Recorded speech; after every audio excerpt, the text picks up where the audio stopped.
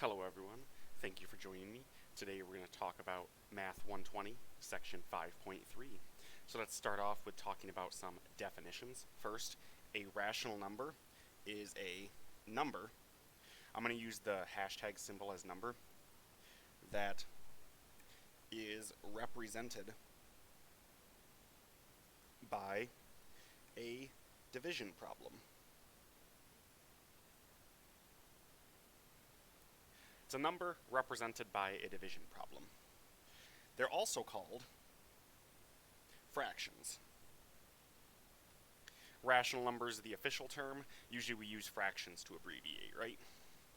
What is a numerator? A numerator is the top number in a fraction. And a denominator is the bottom number in a fraction. So, if we wanted to write an example of a rational number, we need a numerator, a denominator, and it needs to be division. Well, we can just do A over B, right? It can be any number in the top and any non-zero number in the bottom, right? How to reduce fractions? How do we reduce fractions? Well, we divide out the GCF of the numerator and denominator. So we reduce by dividing both the top and the bottom by the same number. What number do we use? The GCF. So let's take a look here. 6 over 10. Well, 6 over 10. What is the greatest common divisor between 6 and 10? Well, it's 2.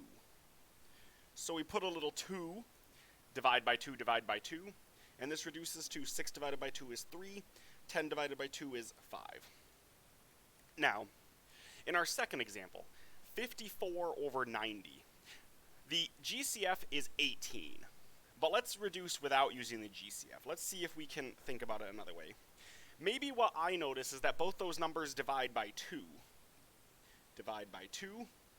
54 divided by 2 is 27, and 9 divided by 2 is 45. And maybe now, I notice it's still not reduced, but I notice that 9 goes into the top and bottom. I can divide out 9 from both.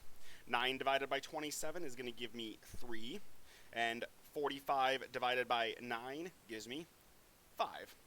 So I get 3/5. Notice, if you divided 54 by 18, you'd get 3. 90 divided by 18, you'd get 5, right?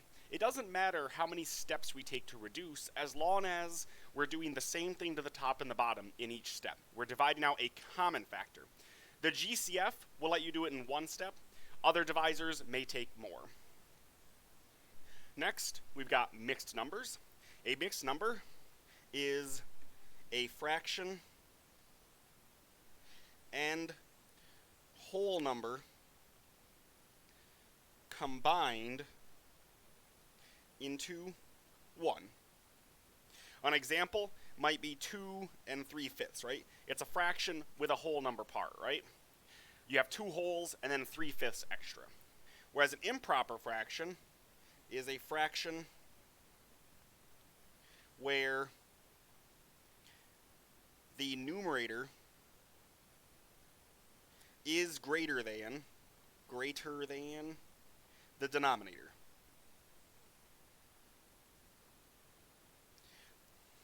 Is a fraction where the numerator is greater than the denominator. Improper fractions have a larger top than the bottom.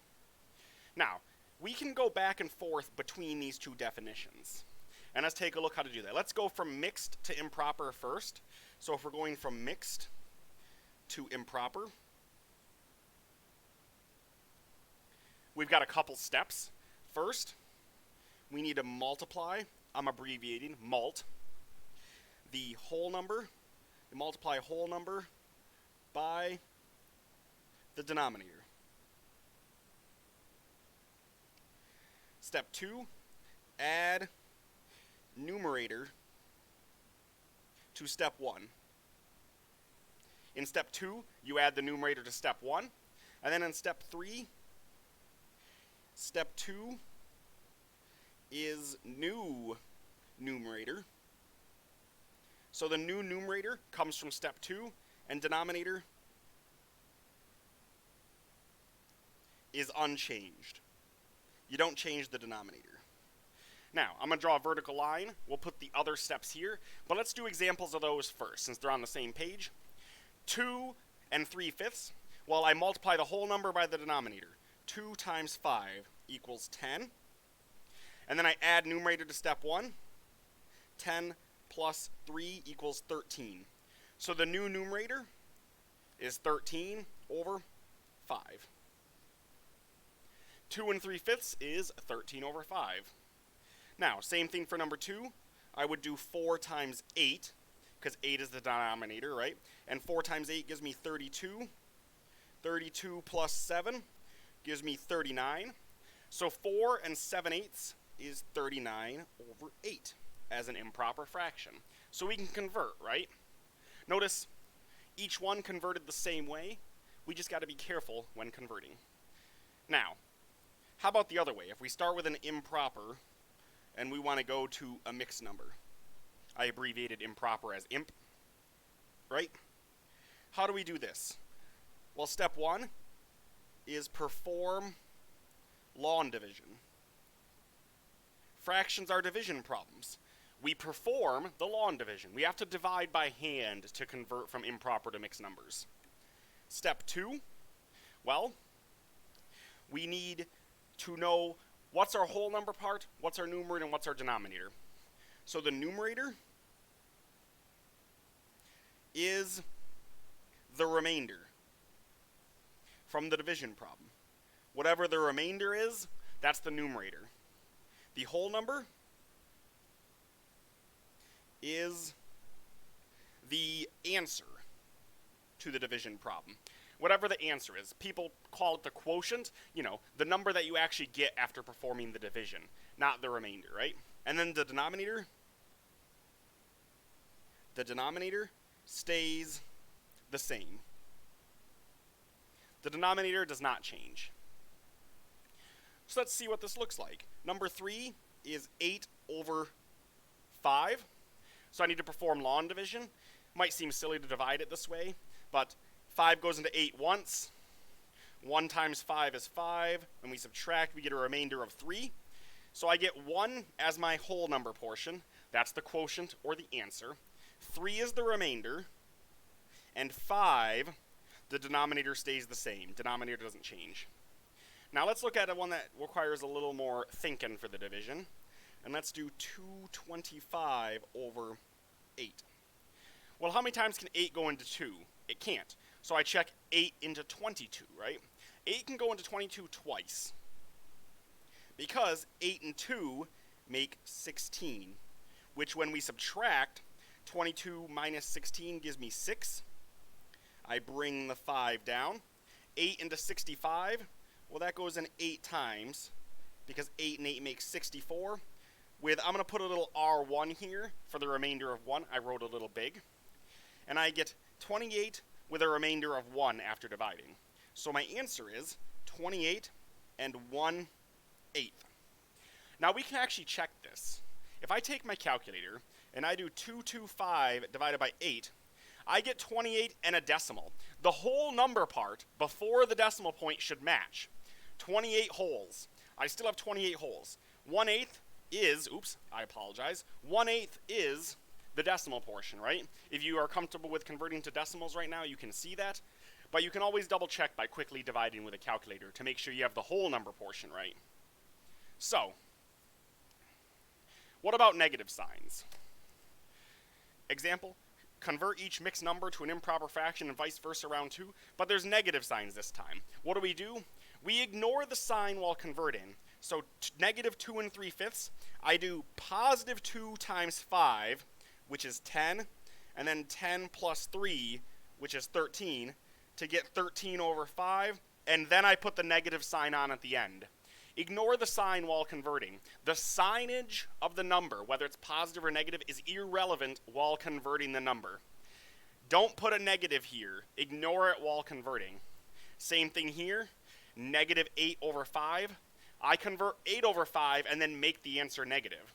Well, 8 over 5 dividing gives me 1 with a remainder of 3, right? Sorry, my 5 is hard to read there. 5 goes in once, and then you get a remainder of 3. So my answer is negative 1 and 3/5. The answer was 1, the remainder was 3. I add the negative sign on at the end.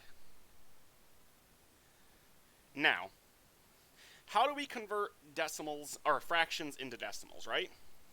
Well, there's two options. When converting a fraction to a decimal, it will always either be terminating or repeating. Either the number will repeat itself infinitely long, right? Think about 1/3, or it will terminate and end. The way we convert is we use the calculator. We just divide. 4 divided by 5, 0.8. That ended. So I'll put 0.8. Alright, negative signs. Converting. Whenever we're converting, doesn't matter what strategy we're using, we ignore the negative. So 21 divided by 25 gives me 0.84. So my answer will be negative 0.84. Notice I put the negative on at the end. Number 3, 97 over 40. 97 over 40 gives me 2.425. 2.425. Now we're going to get some repeating ones. Now some of these are going to repeat. 2/3. 2 divided by 3. Notice my calculator is all 6s. It repeats, right? I find the same pattern. The way we write this is 0.6 with a bar over it. The bar tells me the 6 repeats forever.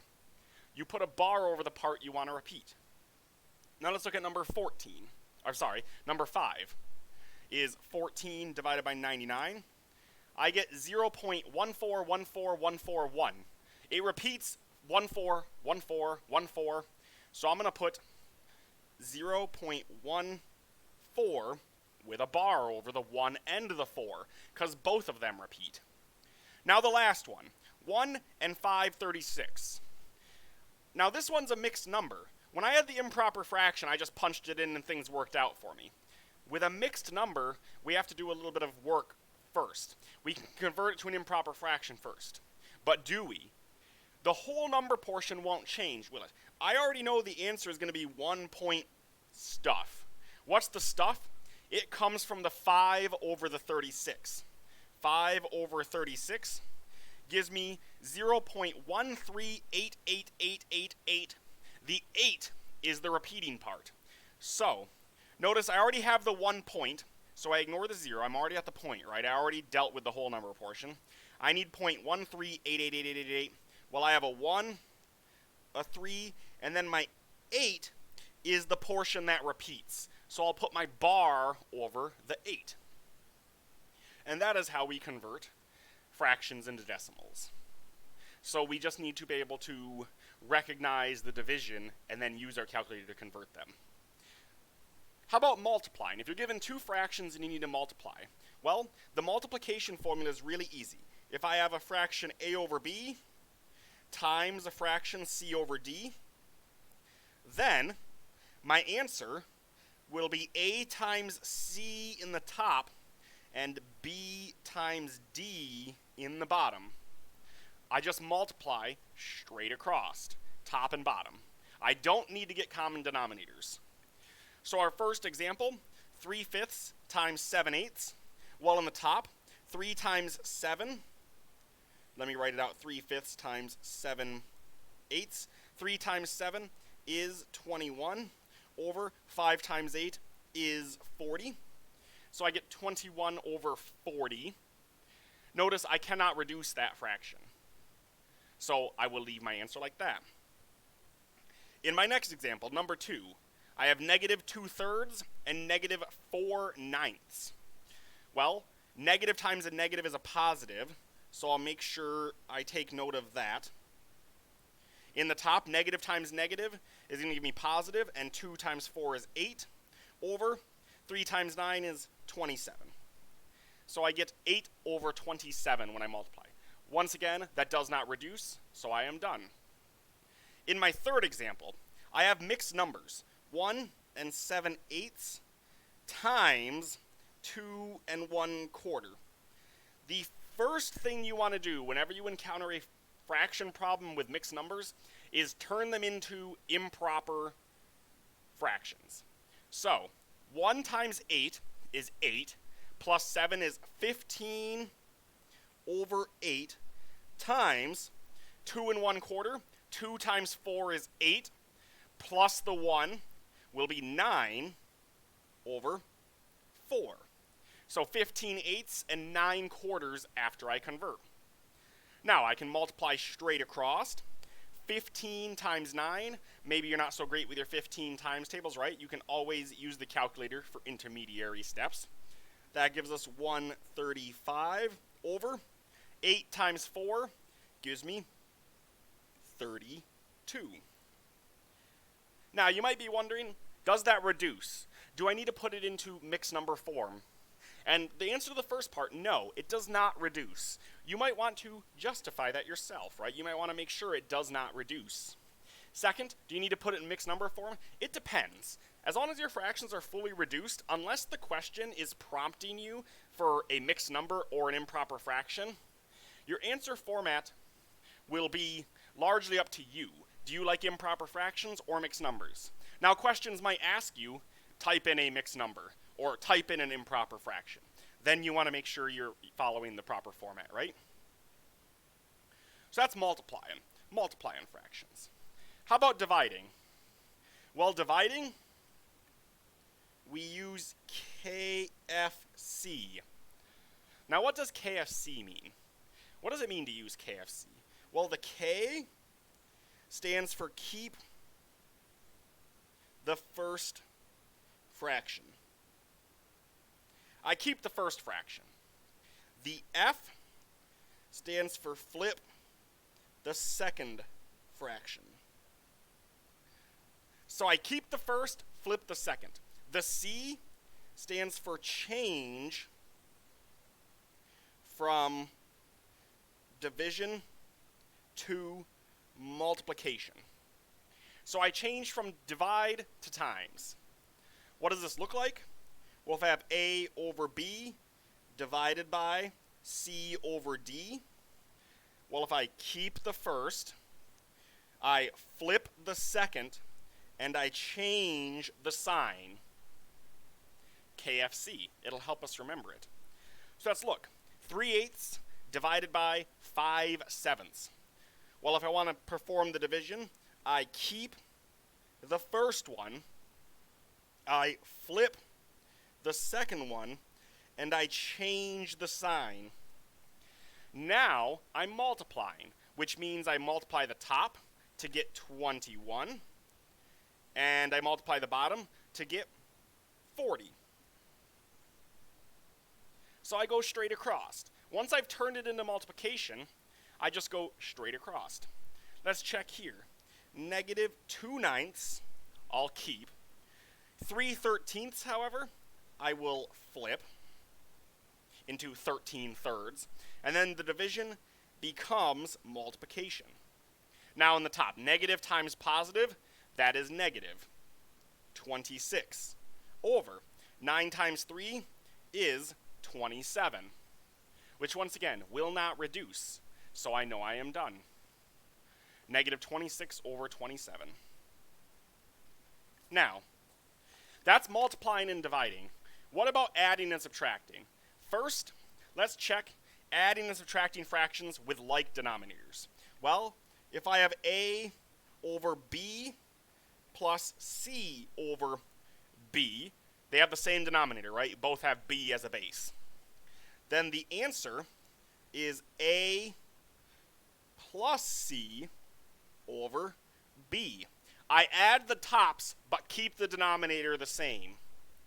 Now, how does this change for subtraction? It's the same formula. So we can put a subtraction sign in here as well. Plus and minus, right? It's the same formula whether you're adding or subtracting with the same denominator. You add in the top or you subtract in the top. Do not change your denominator. An example, 1/8 plus 3/8.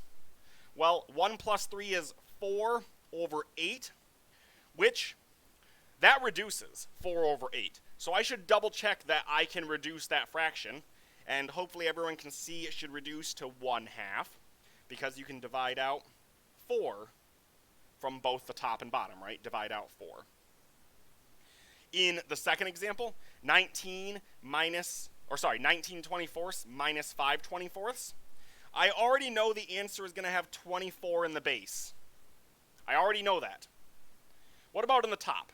Well, 19 minus 5 is 14. Now this reduces, because both of those are divisible by 2. So it'll reduce to 7/12. And so with like denominators, adding and subtracting isn't so tricky. It's when you have unlike denominators. And to help us with that, we're going to come up with something called the fundamental law of rational numbers. If I have a fraction, a over b, well, that's the same thing as a over b times 1, right? Because anything multiplied by 1 is the same thing, which is the same thing as a over b times c over c. Notice I kept the a over b portion, but I changed the 1 to c over c. What's c divided by c? It's going to be 1, right? And then, multiplying that, I get a times c in the top and b times c in the bottom. We've already been using this when we reduce fractions, just we've been using division instead. The fundamental law of rational numbers says if you multiply the top by a number and the bottom by a number, it does not change the fraction itself. So, adding and subtracting fractions with unlike denominators, step 1, find a common denominator. And I'm going to put in parentheses the LCM. The least common multiple that we learned a few sections ago will always work as a common denominator. So you're welcome to use it. However, it might not be the easiest to find, right? It might be more obvious to use a different common denominator. Step 2, convert both fractions to have the common denominator. I'm going to write denom for denominator. We can abbreviate, right? And then step 3, add. After step 2, you have like denominators, so you can just add right away. Now, 13 over 15 minus 5 over 6. And I left some space here so I can show my multiplications to get my common denominator. What is a common denominator between 15 and 6? What I like to do is pick the larger denominator, here would be 15, and start running through all of its multiples until I find one. So the multiples of 15 are 15, 30, 45, 60, 75, 90, 105, right? That's the multiples, right? 15 times 1, 15. 15 times 2, 30. 15 times 3, 45. And so on. The multiples of 15. Are any of those divisible by 6? Let's see. 15, that's the first one. It was not. But 30. 30 was divisible by 6. So that will be my common denominator. I'm going to want to get 30 in the bottom of both of my fractions. I'm going to want to rewrite them both with 30 in the bottom. What do I need to multiply 15 by to get to 30? Well, that's 2, right? 15 times 2. If you do it to the bottom, you got to do it to the top. What is 13 times 2? 26. And then 5 over 6? Well, let's see. 6 to get to 30, I need to multiply by 5. And then 5 times 5, I do the same thing in the top, right? Multiply by 5 in the bottom, multiply by 5 in the top. Gives me 25 over 30, which will reduce to 1 over 30. I'm sorry, we'll subtract to 1 over 30, which does not reduce. I was getting ahead of myself on the words. That does not reduce. Now, our second example, 1/54th plus 1/90th. What would a common denominator here be? Well, it might not be as obvious what we need to use as our common denominator.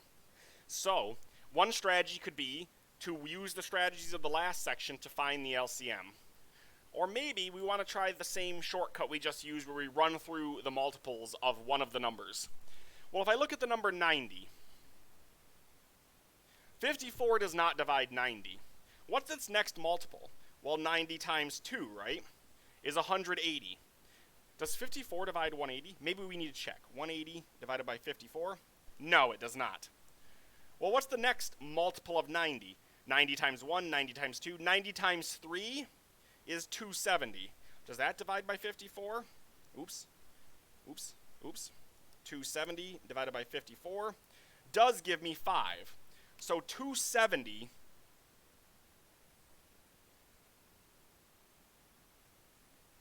is my common denominator, 270. Now, to get from 90 to 270, I multiplied by 3. So I'll do the same to the top. 1 times 3 gives me 3. How did I get from 54 to 270? Well, the calculator told us it's by 5, right? So I'll multiply by 5 and multiply by 5 to get 5 over 270. Adding those together, 5 and 3 make 8 over 270. Both of those are even, so I need to reduce. Let's take out a 2. 8 divided by 2 is 4. 270 divided by 2 is 135, which will then no longer reduce. So my final answer to that problem is 4 over 135. Now how about order of operations? How does order of operations work with fractions? It's the same. You still do grouping symbols, exponents, multiplications and divisions in your third step, and then additions and subtractions in your last step. Still exactly the same. Just now, we have fractions in the mix. So, here, I'm going to divide first and subtract second. So, 13/5. To divide, I keep the first fraction, 14 over 45. I change the sign, and I flip the second fraction, which is going to give me 13 over 15 minus 14 times 9 is 126 over 45 times 7. Well, 45 times 7, let's see. It's going to be 280 plus 35, 315. So I get 13/15 minus 126 over 315. I multiplied to solve that division problem. Now I'm ready to subtract. I need common denominators in order to subtract, though. Well, perhaps we can find one. Let's check something. 15 to get to 315. Does 15 happen to divide 315? Well, let's check. 315 divided by 15, it does. 21 times. So if I multiply 15 times 21, I will have the same denominator. But if I do it to the bottom, I need to do it to the top. So 13 times 21 gives me 273 over 315. 13/15 is the same as 273 over 315. Minus 126 over 315. I have a common denominator. When I subtract, my denominator will not change, remember. But 273 minus 126, that'll be in the top. That gives me 147. Now, does that reduce? Looking at it, it's not obvious whether it does or does not reduce. So I run through the numbers. Does the prime numbers. Does 2 divide the top or the bottom? No. Does 3 divide the top or the bottom? Well, let's think about it. 3. That does divide both the top and the bottom, because dividing 3 into the top gives me 49, and dividing 3 in the bottom gives me 105. So I get 49 over 105. Now, once again, I should ask myself, does that reduce? Well, the only numbers that divide 49 are 7, and 49, right? Because 49 only has 7 and 7 as factors. So I should check, does 7 divide 105? Turns out it does. If I divide by 7 in both the top and the bottom. 49 divided by 7 gives me 7. 105 divided by 7. What is 105 divided by 7? Well, we'll see it's 15. So I get 7/15 when I finish this problem here. Now, notice I could have reduced in this step. Some of you might have asked, how come you didn't reduce here? That's preference. Whether you want to reduce as you go or wait until the end to reduce is your own prerogative. I switch up which strategy I use. It depends on the question, but you're welcome to either reduce as you go or reduce at the end. This 126 over 315 reduced. It reduces to 9 over 30. This reduces to 9 over 30. Wait, no it doesn't.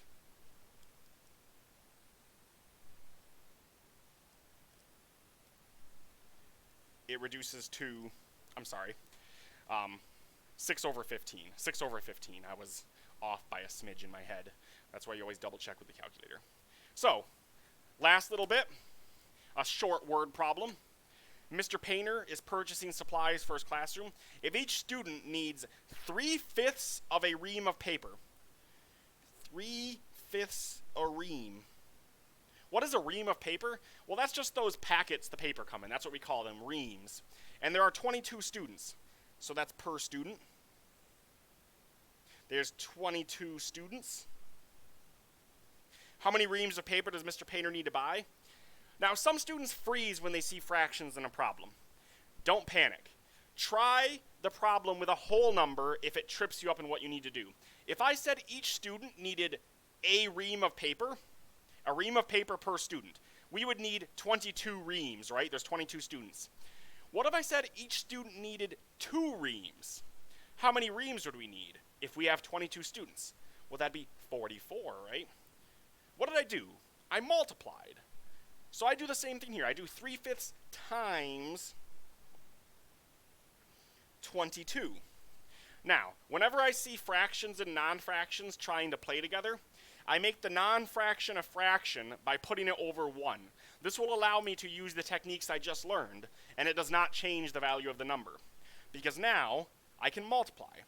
3 times 22 is 66 over 5. I multiplied. Does this answer the question? How many reams of paper does Mr. Painter need to buy? 66 over 5? That does not answer the question. I need to know how much that is as a mixed number. What is 66 divided by 5? Well, 5 goes into 6 once. 5, I subtract, I get 1. Bring down the 6, gives me 6. 5 goes into 16 3 times, because I get 15 with a remainder of 1. So this converts to 13 and 1/5. So how many reams? I need to buy 14 reams, right?